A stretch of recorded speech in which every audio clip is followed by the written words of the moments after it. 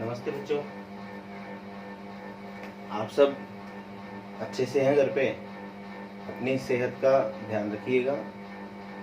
हमारा जो चैप्टर 13वां चल रहा है, उस चैप्टर का नाम आपको एक बार फिर बता दूं, बीमा परिचय एवं महत्व। ये चैप्टर थोड़ा बड़ा चलेगा कुछ लंबे समय तक, क्योंकि ये लेंथी है। इसमें हमने अभी तक बीमा का अर्थ, उसकी परिभाषाएं, उसकी विशेषताएं एवं प्रकृति का अध्ययन कर चुके हैं। इससे आगे आज हम यहाँ इस चैप्टर के दौरान शुरू करने जा रहे हैं एक महत्वपूर्ण टॉपिक है। विशेष इसलिए महत्वपूर्ण है क्योंकि ये पूरे के पूरे चैप्टर में आपके लिए उपयोगी होगा और सामान्य जीवन में भी। क्यों? क्योंकि आज का अपना जो टॉपिक है वो है बीमा संबंधी महत्वपूर्ण शब्दावली। बीमा संबंधी कुछ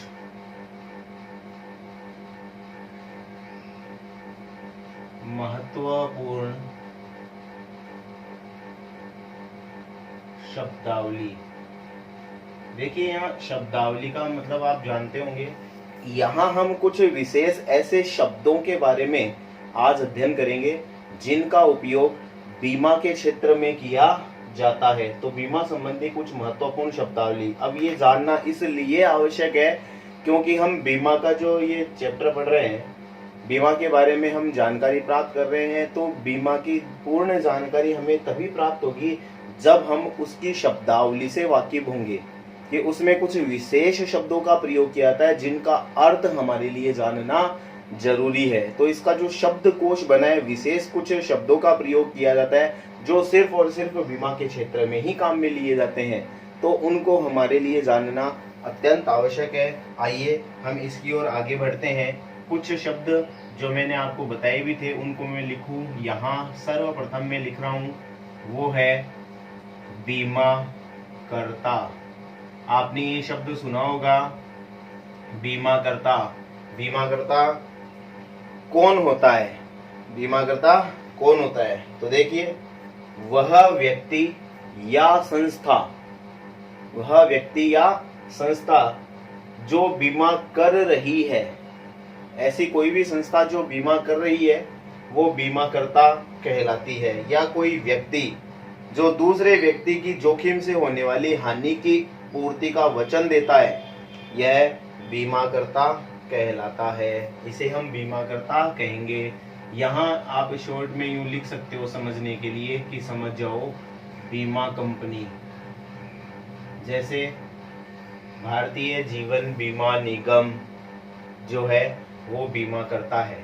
बीमा करता बीमा करने वाला होता है, बीमा करने वाला होता है। ऐसी संस्था या व्यक्ति जो किसी दूसरे व्यक्ति की किसी जोखिम की पूर्ति करने का वचन देती है, ऐसी कंपनी, ऐसी संस्था बीमा करता कहलाएगी। इसके बाद दूसरा जो शब्द है वो है अपना, ध्यान से सुनिएगा, इसको भी आपने पहले पढ़ा है, बीमित। इसका उल्टा होगा बीमित, या इसे हम बीमाकृत भी कहते हैं। बीमाकृत या बीमित वह व्यक्ति होता है जिसने अपने जीवन का या अपनी किसी संपत्ति का बीमा करवाया है। तो बीमा करने वाला है या करने वाली संस्था है वो तो बीमा करता, और जो बीमा करवा रहा है वो कहलाएगा बीमित या बीमाकृत। जैसे मान लीजिए मैंने मेरे जीवन का बीमा भारतीय जीवन बीमा निगम से करवाया, तो यहाँ मैं बीमित हो गया और मेरे जीवन का बीमा करने वाली जो कंपनी है वो बीमा करता है। दोनों शब्दों को आपने अच्छे से समझ लिया। बीमा करता बीमा कंपनी होती है, बीमित वह व्यक्ति होता है जो बीमा करवाता है। जी हाँ, आगे तीसरा इसमें जो शब्द है उस तीसरे शब्द को देखिएगा, आप बहुत ही आसानी से इसको समझोगे। प्रीमियम। प्रीमियम। प्रीमियम किसे कहते हैं? मैंने आपको कल भी बताया था कि बीमा दान नहीं है। याद है कल अपन ने डिस्कस किया था, बीमा दान नहीं है। दान, बीमा कंपनी अगर किसी को कोई पैसे का भुगतान कर रही है तो दान में नहीं कर रही है, इसके एवज में बीमा कंपनी ने उससे प्रीमियम लिया है और उसको बीमा पत्र बेचा है, यानी पॉलिसी बेची है। तो प्रीमियम क्या है? प्रीमियम यह बीमा अनुबंध का प्रतिफल है। यह बीमा अनुबंध का प्रतिफल है। ये प्रीमियम के रूप में राशि लेकर बीमा कंपनी ने बीमित को या बीमाकृत को उसकी किसी क्षति की पूर्ति करने का वचन दिया है, तो ये प्रीमियम कहलाता है। प्रीमियम क्या है? यह बीमा अनुबंध का प्रतिफल या मूल्य है जो बीमाकर्ता बीमित से प्राप्त करता है। जो बीमाकर्ता प्राप्त कर रहा है किससे? बीमित से। बीमित बीमा कंपनी को जो दे रहा है वो प्रीमियम कहलाएगा। ओके जी, आगे है चौथा। इसमें जो शब्द है वो है बीमा की विषय वस्तु। बीमा की विषय वस्तु, इसको बड़े ध्यान से सुनिएगा। बीमा की विषय वस्तु। अब बीमा की विषय वस्तु क्या होती है? वह संपत्ति, वह तत्व जिसका बीमा किया गया है। मैंने मेरे जीवन का बीमा करवाया है तो जीवन बीमा में मेरा जो जीवन है वो बीमा की विषय वस्तु होगी। मान लीजिए कि मेरी कोई संपत्ति, जैसे कि ना मेरी मान लो कार है, उस कार का मैंने बीमा कंपनी से बीमा करवाया है, तो यहाँ विषय वस्तु हो गई कार, जिसका बीमा किया गया है। जिस संपत्ति का बीमा किया जाता है वह बीमा की विषय वस्तु कहलाती है। वो किसी का जीवन भी हो सकता है या फिर संपत्ति। तो जिस जीवन या संपत्ति का बीमा किया जाता है वह बीमा की विषय वस्तु कहलाती है। पांचवा बिंदु देखिएगा आप यहाँ पे, देखिए अल्प बीमा। कुछ तो आप इसको नाम से भी समझ चुके होंगे। अल्प बीमा क्या होता है? ध्यान से सुनिएगा। ये सारे के सारे शब्द या शब्दावलियां आपको गौर से अध्ययन करने की आवश्यकता है, इनको समझने की जरूरत है, क्योंकि एग्जाम में इनमें से कोई दो अवश्य रूप से आपसे पूछी जाएगी। तो अल्प बीमा क्या है? अल्प बीमा है जब किसी संपत्ति का बीमा उसके मूल्य से कम धनराशि का कराया जाता है। एक बार फिर से सुनिएगा, जब किसी संपत्ति का बीमा उसके मूल्य से कम धनराशि का कराया जाता है तो उसे अल्प बीमा कहते हैं। जैसे कि मान लीजिए कि है ना, मेरे पास कोई संपत्ति, जैसे कि मेरी बाइक है मान लो, और बाइक है वो है 70,000 रुपए की, ठीक है जी, 70,000 रुपए की बाइक है और उसका बीमा मान लो मैंने करवाया है 40,000 का, ठीक है, 40,000 का बीमा। ये वस्तु की कीमत हो गई, ये उसका मूल्य हो गया, और मूल्य से कम धनराशि का अगर बीमा करवाया जाता है तो ये कहलाता है अल्प बीमा। जब वस्तु या जो संपत्ति जिसका बीमा किया जा रहा है उसके मूल्य से कम धनराशि का अगर बीमा किया जाता है तो वो कहलाएगा अल्प बीमा। ओके जी, तो अल्प बीमा आपने जान लिया। उससे आगे हम और पढ़ेंगे, उसके लिए यहाँ थोड़ी सी जगह, ये जो मैंने आपको उदाहरण दिया था ये मैं इरेज कर दूँ एक बार। छठा जो है शब्द जो बीमा के क्षेत्र में यूज होता है, इसी का एकदम अपोजिट होगा, इसका ही विलोम है, और वो है अधिबीमा। अब शायद आप नाम लिखते ही समझ गए होंगे अधिबीमा क्या होता है। बिल्कुल आप सही समझ रहे हैं। अधिबीमा का तात्पर्य है जब किसी संपत्ति का बीमा उसके मूल्य से अधिक धनराशि का कराया जाता है तो वह अधिबीमा कहलाता है। जैसे कि मान लीजिए किसी की प्रॉपर्टी कोई है ना, मान लो उसका जैसे कि है ना संपत्ति के तौर पे कोई दुकान है, उसकी दुकान 5 लाख रुपए की है, लेकिन बीमा करवाया है 6 लाख रुपए का। हाँ, यहाँ आपके मन में जो प्रश्न आ रहा है सही है, क्या ऐसा संभव है? बिल्कुल है, संभव हो सकता है, लेकिन उसमें आपको प्रीमियम ज्यादा देना पड़ेगा, प्रीमियम की राशि अधिक देनी होगी। तो जब संपत्ति की जो मूल्य उसका है, जो उसकी कीमत है, उससे अधिक धनराशि का बीमा हम करवाएंगे तो वो कहलाएगा अधि बीमा। तो उसे अधि बीमा कहते हैं। दोनों एक दूसरे के अपोजिट है, अल्प बीमा और अधि बीमा। कंफ्यूज मत होना, एग्जाम में कोई सा भी पूछा जा सकता है। अल्प मतलब छोटा होता है, तो कम धनराशि का, अगर जो कीमत है उससे कम राशि का बीमा कराया जाता है तो अल्प बीमा, और अधि मतलब अधिक, तो अगर जो मूल कीमत है उससे अधिक धनराशि का बीमा कराया जाता है तो वो कहलाएगा आपके अधि बीमा के अंतर्गत आता है। जी हाँ, इसमें सातवां जो शब्द है वो देखिएगा, सातवां पॉइंट है वो है, बहुत सिंपल सा है, नाम से ही आप इसको भी समझ जाओगे, पुनर्बीमा। देखिए पुनर्बीमा क्या है। पुनर्बीमा, इसको थोड़ा सा आपको अच्छे से समझना होगा, ध्यान से सुनिएगा। पुनर्बीमा क्या है? जब कोई बीमा करता, यहाँ पे आइए आप देखो मैं कहाँ पे इशारा कर रहा हूँ। पहला पॉइंट जो है बीमा करता, बीमा करता कौन है? बीमा कंपनी। बीमा कंपनी है वो बीमा करता कहलाती है। जब कोई बीमा करता अपने द्वारा की गई किसी संपत्ति का बीमा अन्य दूसरी संस्था से करवाती है तो वह पुनर्बीमा कहलाता है। तो वह क्या कहलाएगा?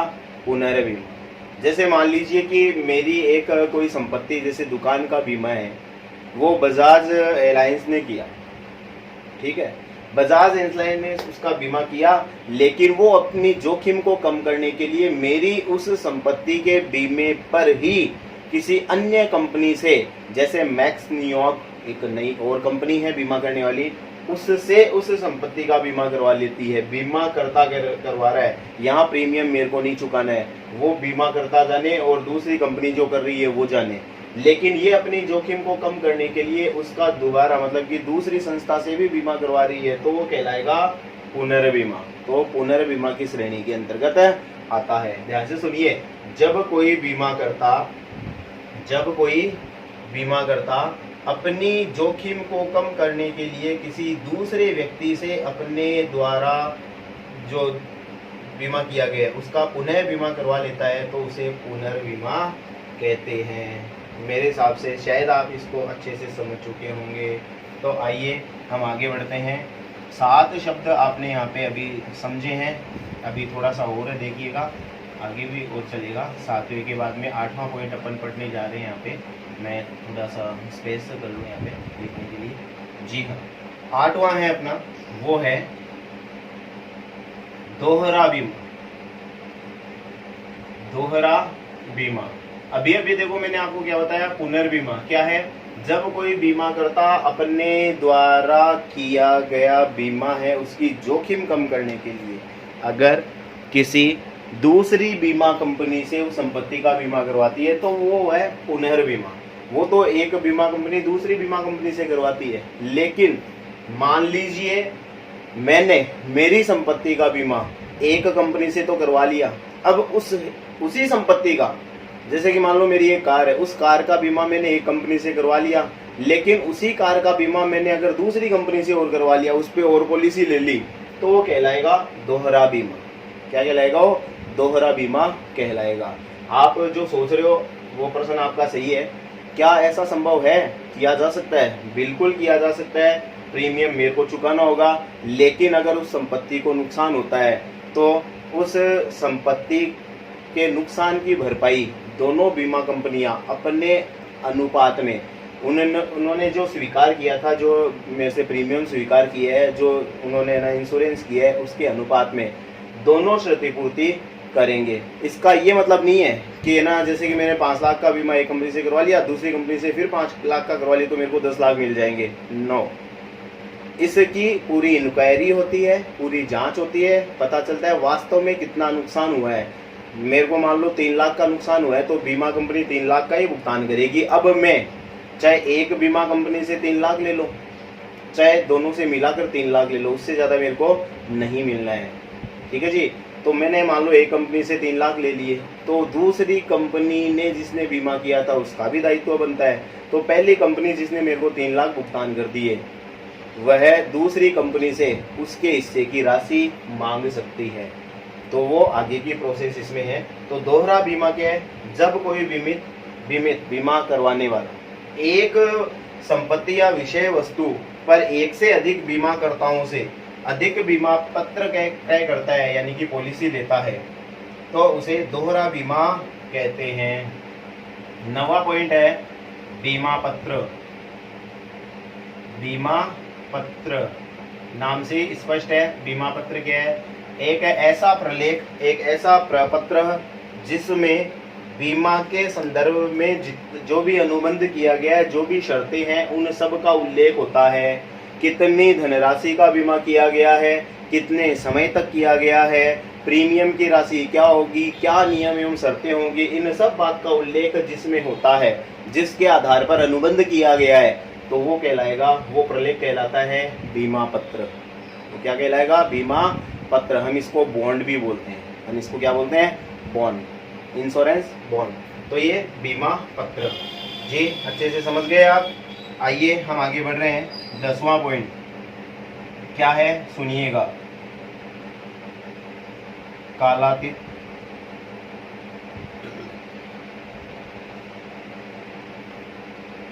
कालातीत बीमा पत्र। क्या होता है कालातीत बीमा पत्र? ध्यान से सुनिएगा आप। सिर्फ एक शब्द पे गौर करोगे तो आप समझ जाओगे।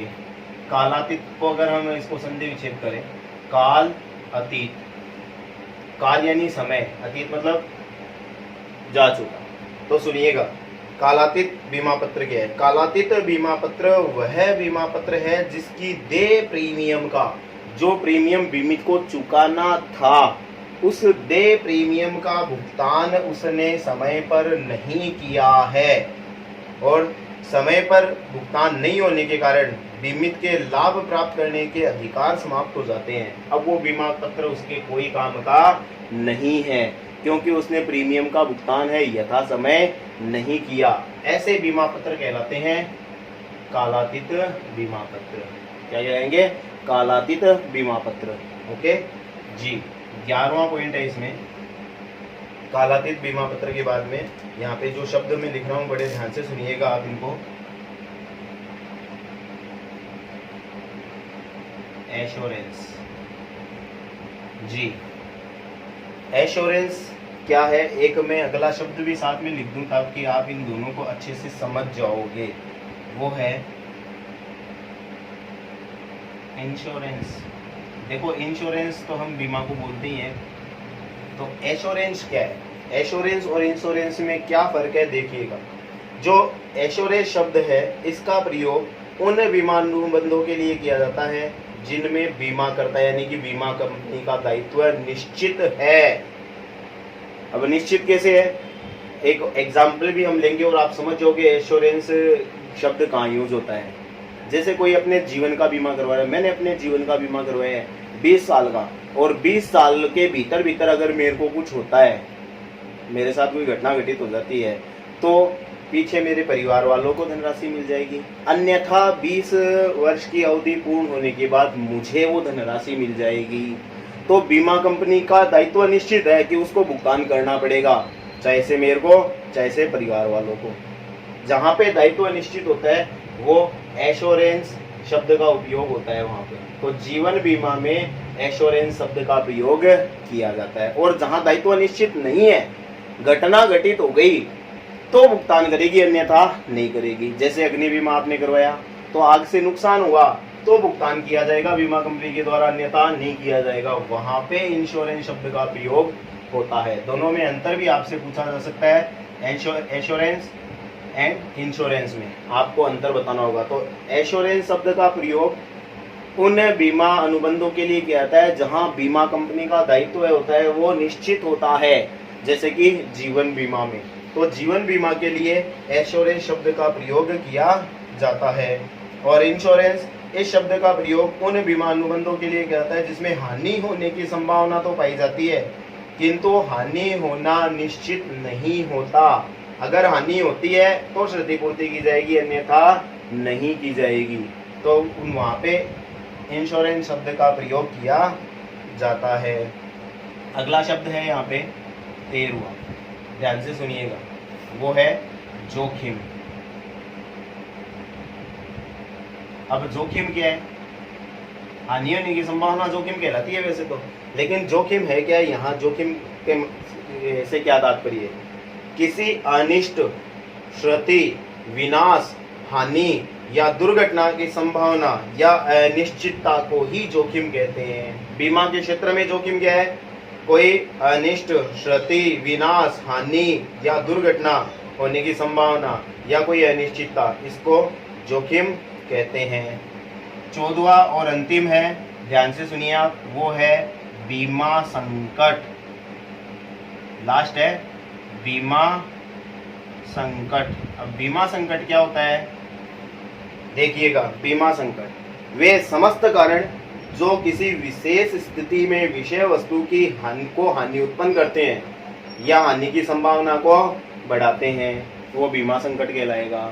जैसे अग्नि बीमा आपने करवाया तो ना, उस संपत्ति को नुकसान आग से हो सकता है, तो यहाँ पे जो अग्नि है वो बीमा संकट हो गई। तो बीमा संकट क्या है? ऐसी कोई भी स्थिति, ऐसा कोई भी कारण जिससे जो बीमा की विषय वस्तु है उसको हानि होने की संभावना हो जाए, बढ़ जाए, तो कहलाएगा बीमा संकट। इस बीमा संकट के आधार पर ही प्रीमियम की राशि का निर्धारण होता है कि उसकी संभावना कितनी है।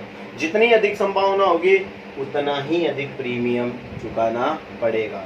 तो इस तरह से आज आपने महत्वपूर्ण एक टॉपिक आपने पढ़ा है, बीमा संबंधी कुछ महत्वपूर्ण शब्दावली। 14 शब्दावली आपने पढ़ी है, जिनमें आपने पढ़ा बीमाकर्ता, बीमित, प्रीमियम, बीमा की विषय वस्तु, अल्प बीमा, अधिबीमा, पुनर्बीमा, दोहरा बीमा, बीमा पत्र, कालातीत बीमा पत्र, एश्योरेंस, इंश्योरेंस, जोखिम और बीमा संकट। इन सब को आप अच्छे से स्टडी कीजिएगा। बहुत सरल शब्दावली है और आप लोगों के लिए जानना अत्यंत आवश्यक है, क्योंकि इनको आप अच्छे से समझे बिना आगे का जो अपना अध्याय है उसका ढंग से अध्ययन नहीं कर पाओगे। इसलिए आप इनको अपनी फेयर नोटबुक में अच्छे से नोट कीजिएगा, और अगर कोई चीज़ नहीं समझ में आए तो आप कभी भी मेरे को कॉल करके पूछ सकते हैं। जी धन्यवाद।